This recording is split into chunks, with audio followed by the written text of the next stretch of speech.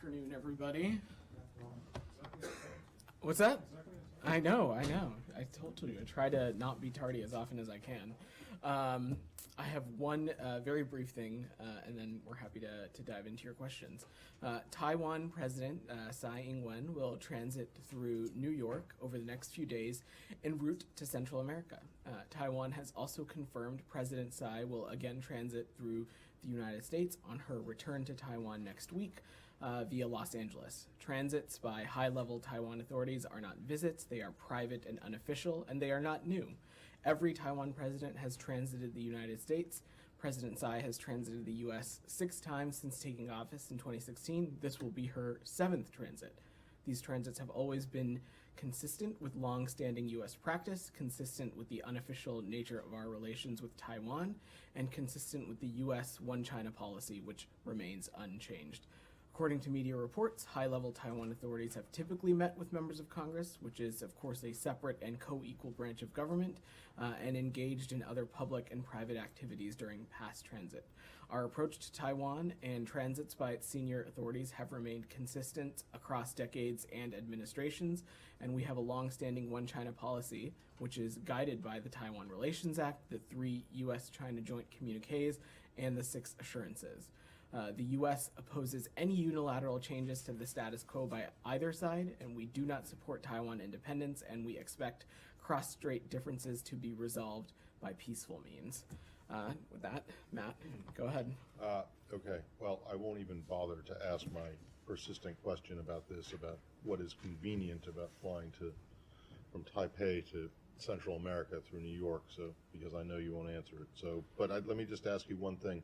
Why do you say, according to media reports, high-level members of Congress have met with previous Chinese presidents?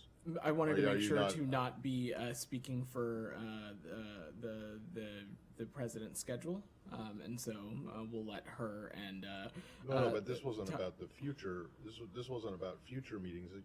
You used that attribution, I think, unless I'm wrong, with respect to past meetings that. Correct. I meant to also make the point that in relation to any potential scheduling, or as it relates to her programming during this transit, that again, that's something that she and her team can speak to. I just wanted to ask you very briefly about the same thing I asked you at the top of yesterday's briefing about this New START. Are you at all concerned by the latest, what appear to be the latest developments in this, the comments made by Russian Deputy Foreign Minister Ryabkov on stopping notification of actual launches? So we saw Mr. Ryabkov's recent remarks, and I would refer you to the Russian Federation on whether it will continue providing notifications per the 1988 agreement. We have not received any notice indicating a change. Okay, so in other words, you're not particularly concerned, at least at the moment, because you haven't gotten notified officially? Broadly, Matt, of course we have across the board been concerned about Russia's reckless behavior as it relates to the New START treaty, but specifically on Mr. Ryabkov's remarks, we have not received any notice indicating a change. Thanks. I'll follow up on Taiwan. Sure, and then I'll come to you, Andrew. Sorry. Yeah. I think I know what you're going to say to this, but do you have any message for Speaker McCarthy, and has there been any communication with him on whether it's a good idea, whether it's no problem to go ahead with a meeting with President Tsai? Sean, Congress is a separate and co-equal branch of government, and I will leave it to members of Congress, including Speaker McCarthy, to speak to any aspect of their own schedule. And just briefly, China is saying that there would be countermeasures to this if Speaker McCarthy meets with President Tsai. How do you characterize that? I would reiterate what I said at the top, that transits of the United States are based on long-standing U.S. practice, consistent with our unofficial nature of relations with Taiwan, there is no reason to take countermeasures. There's no reason for Beijing to turn this transit, which is consistent with longstanding U.S. policy, into something it's not, or to overreact. As I said previously, we oppose any unilateral changes to the status quo from either side. We don't support Taiwan independence, and we continue to expect that cross-strait differences be resolved through peaceful means. Andrew, go ahead. Overnight, officials summoned reporters to a rare late-night briefing, apparently, and issued threatening language. I don't have the exact quotes, I'm sorry, about this visit. Do you have a reaction to how seriously they seem to be taking this in contrast to past reactions? What I would say again, Andrea, is that there is no reason to overreact or to make any suggestions of any kind of aggressive or provocative actions. The truth of the matter is that this has been a longstanding thing that has happened across administrations, across decades. This transit is a longstanding U.S. practice, and I would also remind anybody covering this that we are not seeking any changes to the status quo from either side. Go ahead. Let me just question you. I don't recall another transit that wasn't a single visit and then an exit. I don't recall coming to New York, having meetings, going to Central America, coming back in, going to LA, potentially giving a speech, maybe having more meetings, potentially with the speaker. This seems like more than just, quote, a transit. Well, could that not be why it is deemed provocative by Beijing? I would reiterate the fact that, and disagree with you, this is in fact a transit. As it relates to the specifics of the president's schedule, I will let her and her team speak to that. I don't have any assessment to offer there on the ins and outs of the flights or anything like that. But broadly, this continues to be something that is long-standing with U.S. policy. And again, we don't intend to change the status quo, and there's no reason to overreact to something like this. Well, I would use the phrase transits since it's 2 entries and 2 exits, but let me follow up on Sean.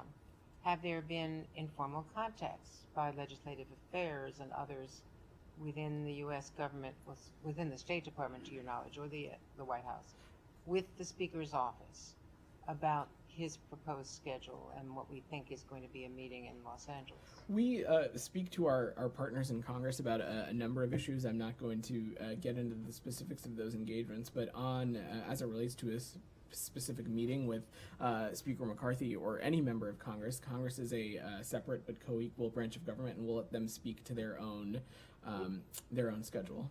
Would you prefer that the meeting not take place, or have you expressed a preference to members of Congress? They can do what they want, but is the state weighing in any way on this? Those are decisions for individual members of Congress and their offices to make. Go ahead, Sean. Alex. Yeah, sorry. Thanks so much. Happy Actually, before I go to you, is there anything else on this topic before we switch away? She's got her hand up in the back, Alex, then I'll come back to you. Go ahead. To follow up, are you concerned if the President Tsai meets with the House Speaker, are you concerned any retaliations might bring down the U.S.-China relations, just like last time when Speaker Pelosi went to Taiwan?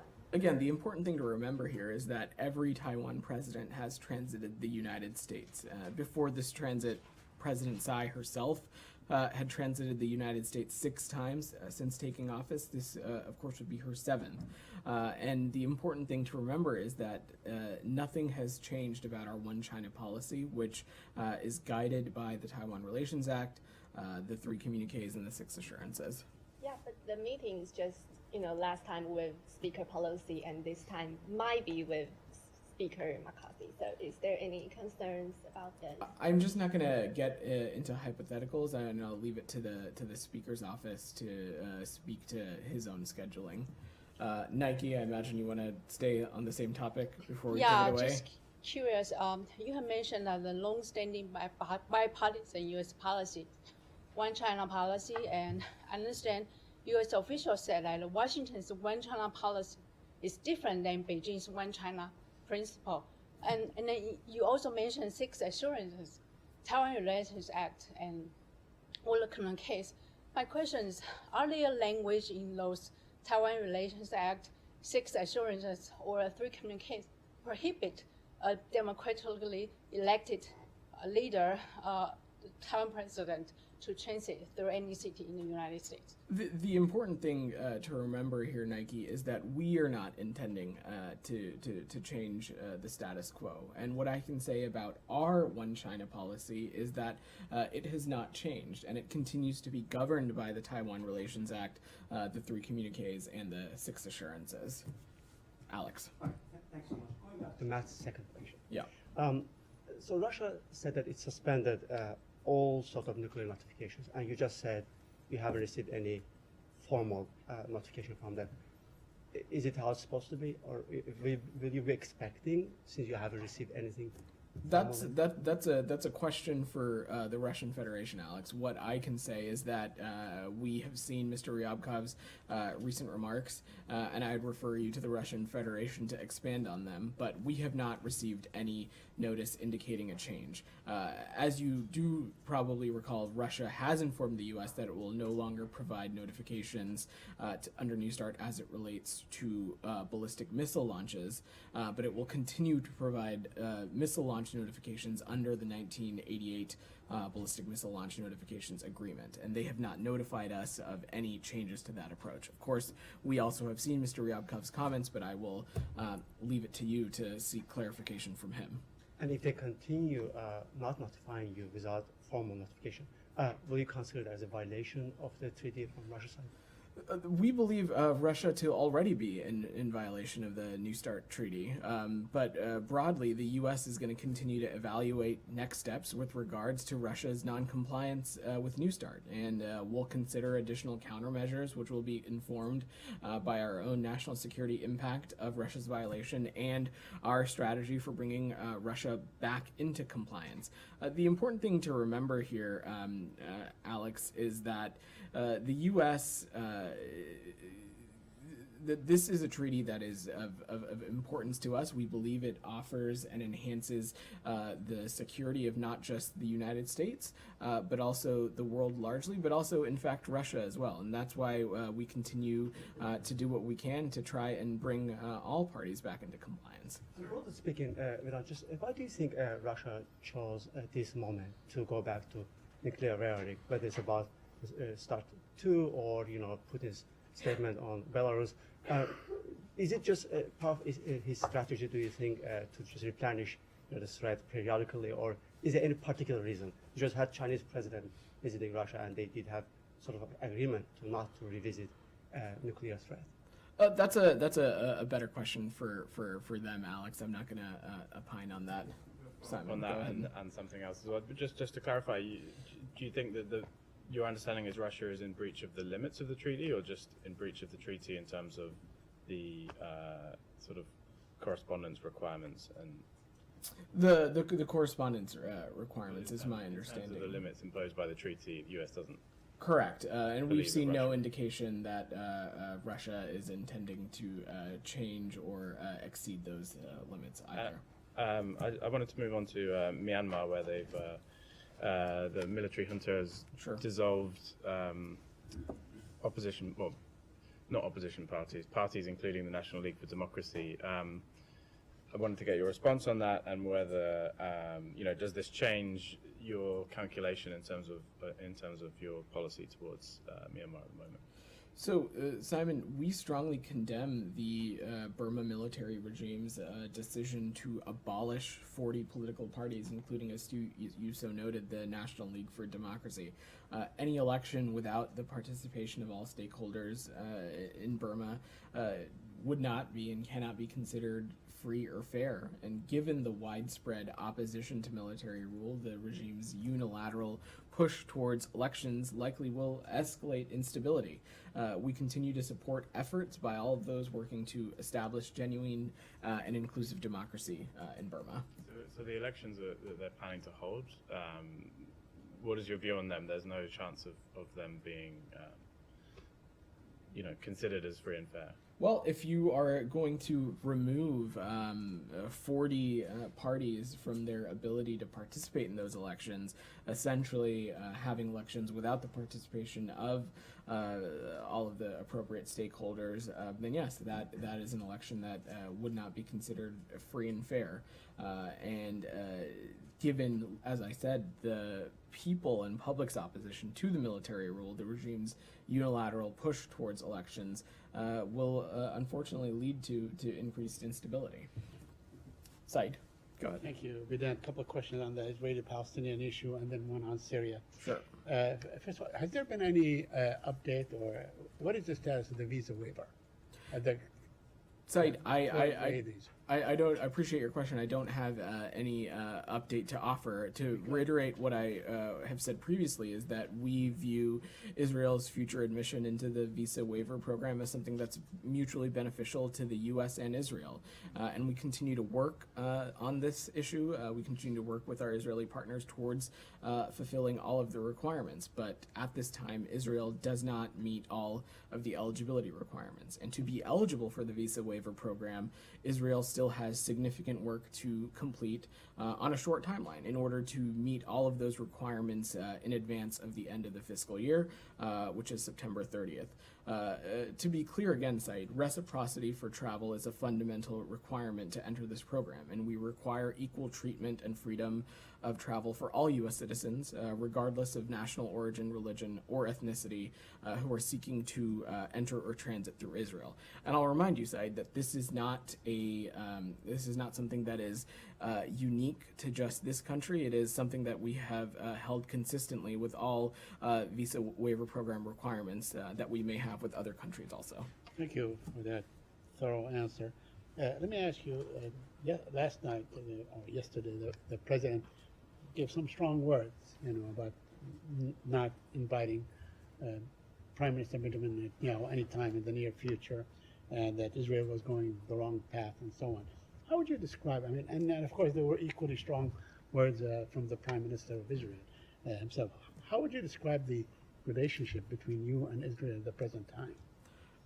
The important thing to remember here, Saeed, is that our commitment to Israel is ironclad. Our commitment to Israel's security, our commitment to Israel's democracy. And you saw the president speak about this, of course, over the course of this week, but also when he had the opportunity to visit Israel last summer. Israel is a key and important partner as it relates to not just the region, but our efforts across the world. Yeah, but it seems that whatever tension that may have risen in the last 48 hours, in the last week, or the last few weeks, as a matter of fact, is not really related to Israel's continued occupation, Israel's continued maltreatment of Palestinian, the settlement. Just yesterday, there were, a couple of settlement outposts that were set up and so on. It seems it has everything to do with Israel's internal politics, but not Israel's obligation to end this occupation. Said, our messaging on this has been quite consistent, including from the president on down. And what you saw the president say and reiterate again is something that you saw me and the secretary speak to as well, which is that we've been clear that the best way to move forward is for Israeli leaders to reach a compromise with the broadest possible base of popular support. And it's a message we've been raising in public. It's one we've been raising in private, and we've been quite clear-eyed about this. And on your question about the occupation and outpost, we have also been long clear that it's critical for Israelis and Palestinians to refrain from unilateral steps that incite tensions and undercut efforts to advance a negotiated two-state solution. And this, of course, includes settlement activity and the provision of outposts as well. Unless, okay, I want to ask that Syria, but I'm going to go to Andrea, then I'll come to you. Go ahead. Andrea, go ahead. Oh, I'm sorry, but are you finished saying? I'll ask about Syria. You want to ask about That's Syria? Okay. what I wanted to ask. After this. All right. It's As a long as on Israel? Yes. Yeah. According to Tom Friedman in today's New York Times, pointing to Netanyahu's son's Twitter account and the accusation that the State Department was funding and was behind the protests, and Tom Friedman at least in the New York Times, is saying that a senior Israeli official traveling with the prime minister to Paris, or was it Paris or Rome, excuse me, to Europe last week, was saying the same thing to reporters on his plane, and that person was the prime minister. What is your response to the Netanyahu's father and son accusing the State Department of financing the protests? Thanks so much for your question, Andrew. And I spoke a little bit about this earlier in the week, but I will reiterate what I said, which is that these accusations are completely and utterly false. The NGO in question, the Movement of Quality of Government, first, it's an NGO. It received a modest grant from the State Department. This grant was actually initiated in the previous administration, and the latest dispersal of funds to this NGO took place in September of 2022, which was before the last Israeli election. This grant supported an educational program for Jerusalem schools that supplemented and supported their civic studies and civic engagement curriculum. And as you know, who's someone who's covered the department for a long time, we support a wide-ranging plethora of programming by civil society actors around the world, not just in Israel. And we view this as something that can strengthen awareness for human rights and for democratic values. But any notion that we are behind this is just utterly false. Well, aside from the falseness of the accusation, what does it say about America's ally, recipient of billions and billions of dollars for decades, that this accusation would be made at such a high level on such a serious matter, which the Prime Minister has said was verging on civil war? Andrea, our commitment to Israel is ironclad and steadfast, and that will continue to be the case.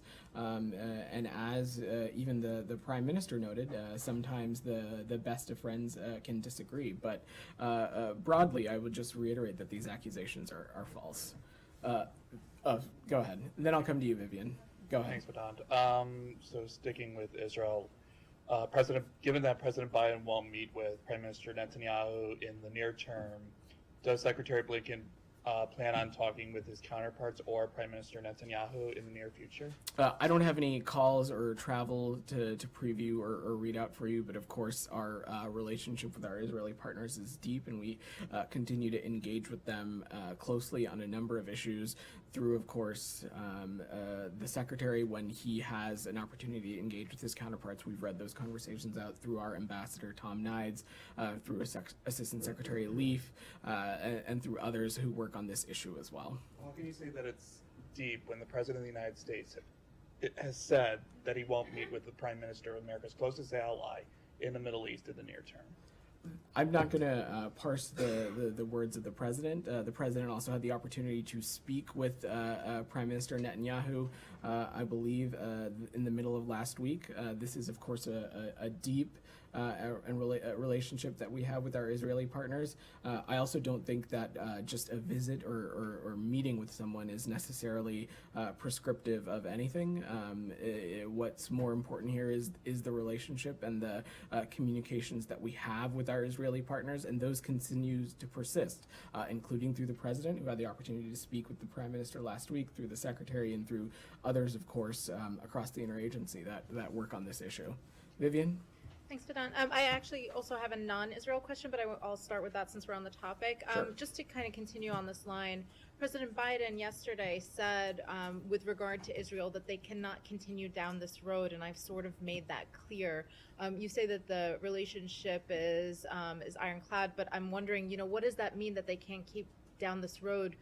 What are the consequences if this continues? Does the U.S. review the relationship, review any of the aid that goes to Israel? If you could just flesh that out a little bit. Vivian, the message that you heard from the president was a message you've been hearing from all along, from this podium and from other members across this administration. We strongly urge Israeli leaders to find a compromise, and as soon as possible. And we've been clear that the best way to move forward is for Israeli leaders to reach a compromise with the broadest possible base of popular support. And the president was clear that he hopes Prime Minister Netanyahu will work to find a genuine compromise. But ultimately, as I spoke about earlier this week, this is for the Israeli leaders and for Israeli people to decide the best path forward. And as a close friend of Israel, we urge them to reach a compromise with the broadest base of support. Do you have a follow-up question? I have a China question, so we can move on and come Okay, back to I'll me come if back want, to you. if there's more You Israel. had your hand up? Go ahead. Yeah. Yeah. Senator Chris Van Hollen gave an interview in which he said that he's had discussions with the Biden administration about potentially reversing some of the decisions made in the waning weeks of the Trump administration vis-a-vis Israel proper and its policies in Judea and Samaria, the West Bank. Do you have any comment on those discussions, and is the State Department considering reversing any of those policies? What I would say is that first we engage with our partners in Congress on a number of issues as it relates to a variety of regions of the world, but I don't have any policy to preview or any action to predict that's coming down the pike or anything like that. Shannon, go ahead. Thank you. I just wanted to circle back to New Start one more time if Sure. I can.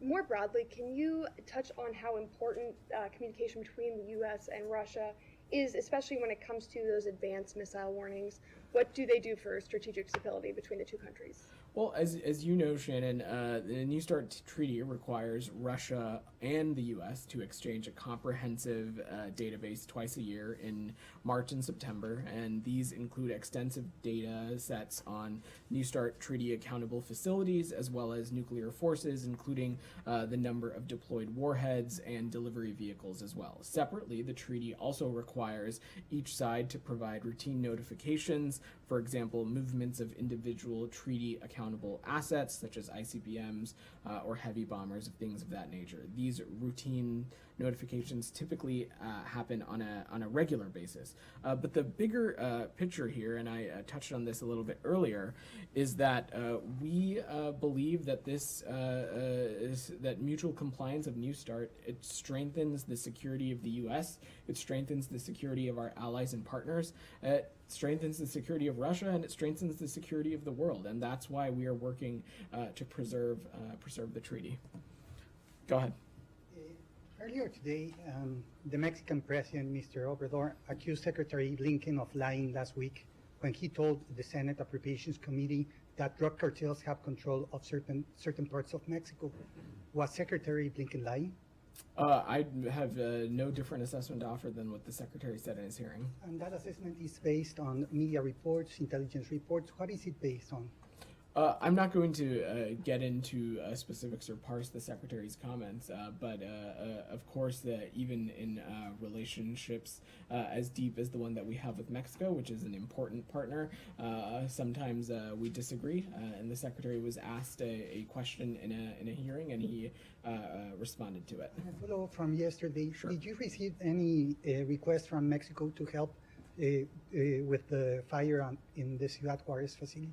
We have not yet received a request, but of course we continue to stand ready to review any request for support or assistance. Go ahead, Vivian. Thank you. Just a really quick one. The AP, President Zelensky of Ukraine told the AP that he intends to extend an invitation to Chinese President Xi. Has the department gotten any word of an invitation? And if so, or if not, what is your assessment about the role that China can play, what Ukrainians are hoping to get out of the Chinese? Any analysis or assessment would be great. I will let our Ukrainian partners speak to the extension of any specific invitation, but what I will say broadly, of course, is that if any country, we would welcome any country being able to play a constructive role when it comes to Russia's unjust and barbaric assault on Ukraine, so long as it's happening in conjunction and close coordination with our Ukrainian partners. The important thing to remember, though, however, is that when it comes to the PRC's purported quote-unquote peace proposal, that is ultimately up to Ukraine, and a proposal that is going to allow Russia to refit its forces or something that's going to lead to a further assault certainly would be a non-starter for us. Sure, go ahead, Saeed. Thank you. Very quickly. Yeah. John Kirby said yesterday that the United States will strike at a time of its choosing in Syria against Iranian-backed militias and so on.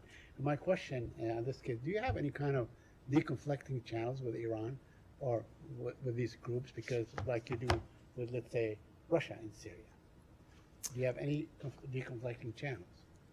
We, of course, Saeed, as you know, have a protecting power as it relates to Iran, but broadly, in speaking to the Admiral's comments, what I would say is that the U.S. will continue to take necessary actions to support U.S. personnel and interests in the region. And I spoke a little bit about this earlier in the week, that when it comes to northern Syria, one of something that it's a key priority for us continues to be the degradation of ISIS in the region, and continuing to take steps to support our personnel and interests in the region. So, I mean, to sort of guard against this tit for tat kind of a thing from going out of hand, what does the United States do diplomatically? We have a variety of tools at our disposal, Saeed, to protect U.S. personnel and deter attacks. Airstrikes, of course, are one of those tools, and we work every day to protect our people and personnel and deter attacks. President Biden has taken a deliberate approach using a variety of tools to reduce risk to our personnel, to make clear that we will hold anyone who attacks us responsible. We've also taken steps to hold the Assad regime accountable as well. You saw us announce some of those steps earlier this week as well. Go ahead, Sean. Yes, can I ask about climate change? Sure. The UN General Assembly vote today. If I start with, the U.S. was not a co-sponsor of it. Do you have any take on the resolution? Particularly, it's calling for the International Court of Justice to give an advisory opinion on whether historic polluters have legal responsibilities to cut emissions. Is that something the U.S. has a stance on? Would it abide by any eventual ruling by the ACJ? Sean, I will see if we've got more specific assessments to offer you on this vote specifically. You can see if our mission in New York has more to offer. But broadly, what I would say, Sean, is that we have, this administration has talked about climate change as a serious priority and something that we view as an existential crisis facing our planet. And of course, part of that is there are, of course, domestic equities to that, which our colleagues around the administration can speak to. But on the international front, there are a number of lines of effort from this administration through, of course, the work of Special Envoy Kerry.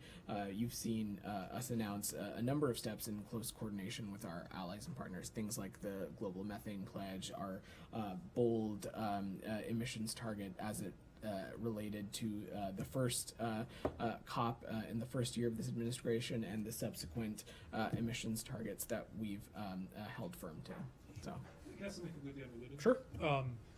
There's a report, I believe, by Bloomberg, saying that North Korea is disguising agents as journalists, including from, I believe, VOA and the New York Times, maybe other outlets. Is this something that you have any comment on? Is this something that you could confirm that has been a concern? I certainly wouldn't be in a place to confirm any assessment like that, but what I would say, Sean, broadly, is that of course, the DPRK is known for taking a number of destabilizing and malign steps. Of course, these most recently have manifested themselves as unsafe missile launch tests and things of that sort. But of course, this is something that we are being vigilant about because we continue to be mindful of that. Go ahead in the back. Yeah. Thank you. The Iranian Foreign Minister Hossein Amir Abdullahian, in an interview today, said Iran might set a deadline for the nuclear talks, and he said that the window of the talks to return the JCPOA won't remain open forever.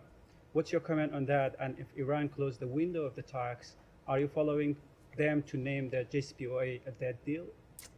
You have heard us say this before, and I will reiterate it again. The JCPOA is not on the agenda.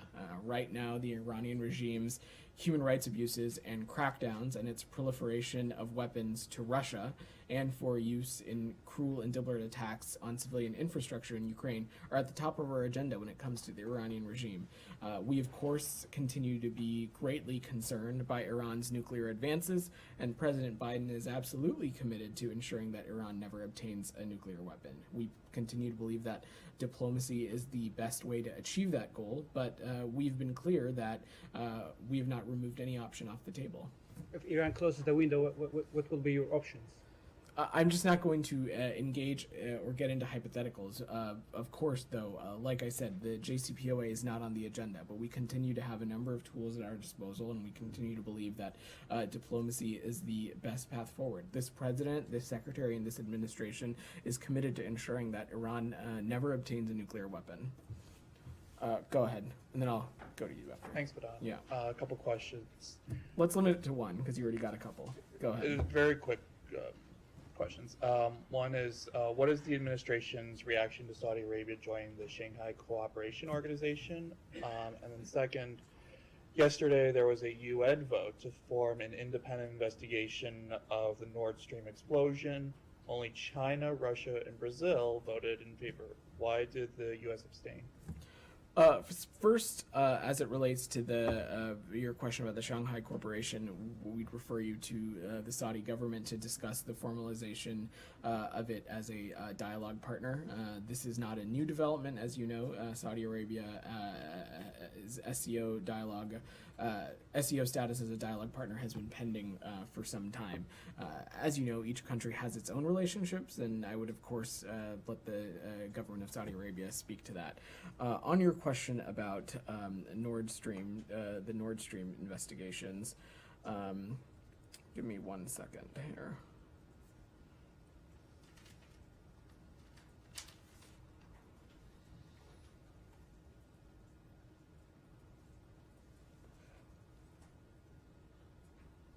I'm gonna have to follow up with you on that question.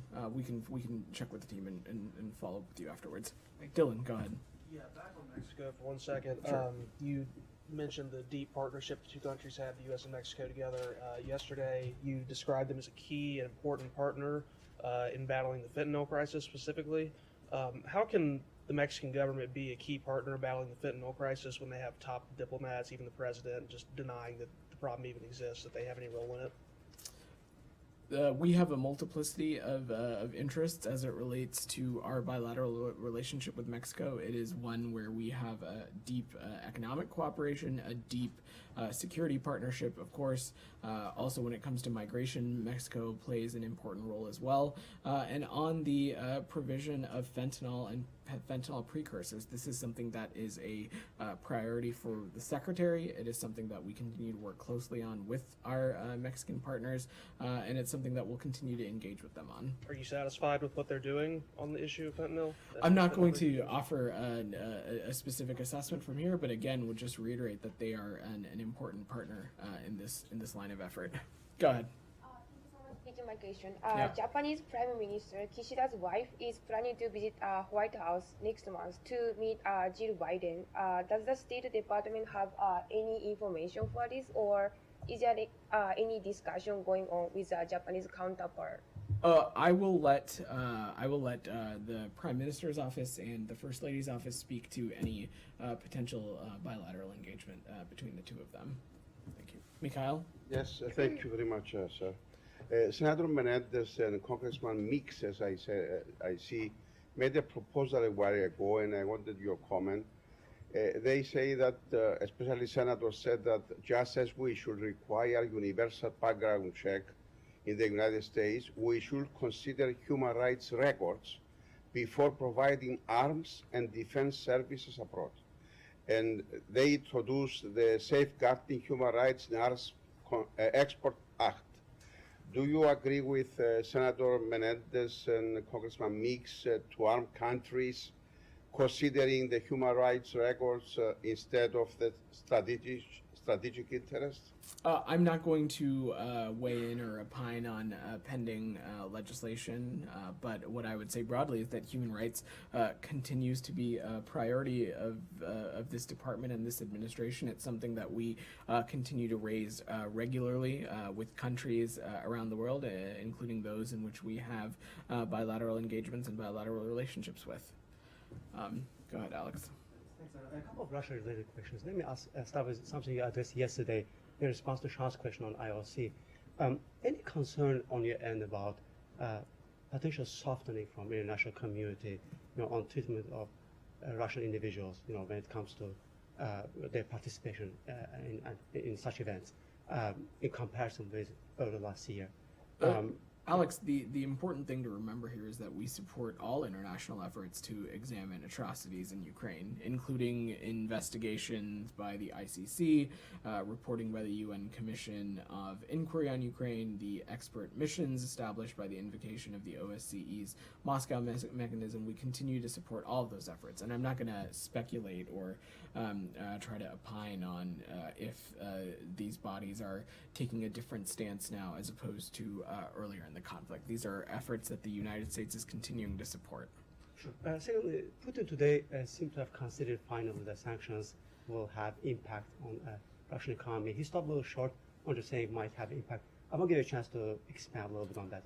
What is your take on how sanctions are affecting Russian economy? They are not might having an impact on the Russian economy. They are having an impact on the Russian economy. We have seen them have a very distinct impact on the Russian economy. You have seen multiple public reporting out there about how Russia's GDP is set to shrink. You have seen, and Alex, you've seen me talk about this from up here, you've seen multinational corporations choose to leave doing business in Russia. Our export controls, our sanctions are having a tangible, verifiable effect on the Russian economy, and we will continue to take steps to hold the Russian Federation accountable. And finally on Russia, any comment on Russia threatening Sweden during the past couple of days on its NATO bid? Just latest comment came from Russia calling them a legitimate target if they pursue with their application. Well, we feel that both Sweden and Finland should be in NATO. We think that them joining NATO will not only enhance our security, it'll enhance European security, it'll enhance the alliance security.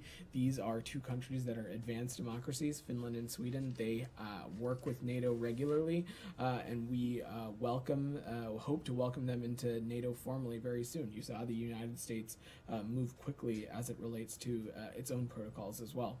So no reaction to Russia's bullying a country? You have seen dangerous and unsafe rhetoric come from Russia before. I'm not going to opine on this specifically, but again, we feel that Sweden and Finland are ready to join NATO. Very quick question. I'm going to go to Said, Alex. Very quick question. Yeah. Senator Bernie Sanders and Congressman Jamal Bowman submitted a letter to Secretary of State Blinken calling for an investigation of how Israel uses its the arms that it receives from the U.S. against the Palestinians. Are you aware of this letter? Said, I'm just not going to get into the specifics of congressional correspondence that we have with them. Thank you. All right. Assistant Secretary Robinson, who traveled to Mexico for this synthetic drugs conference, you know who are the other members of the U.S. delegation attending, given that fentanyl is such a important issue? We can see if we can get you a specific delegation. I know that the secretary will speak to the conference virtually through recorded remarks, but we'll see if we can get a specific delegation for you. All right. Thanks, everybody.